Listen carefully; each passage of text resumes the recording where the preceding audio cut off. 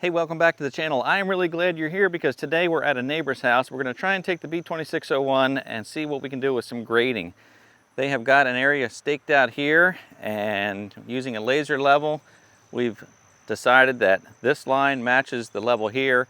So we're going to use the box blade and see if I can drag this soil out of here. Might be a lot for the little tractor, but we're going to give it a try. So this is actually a first for me doing this kind of work. I took the box blade and I dropped the ripper teeth down, thinking the idea would be to kind of loosen up the ground first, and then we can scoop it out with the bucket. Low gear, four-wheel drive.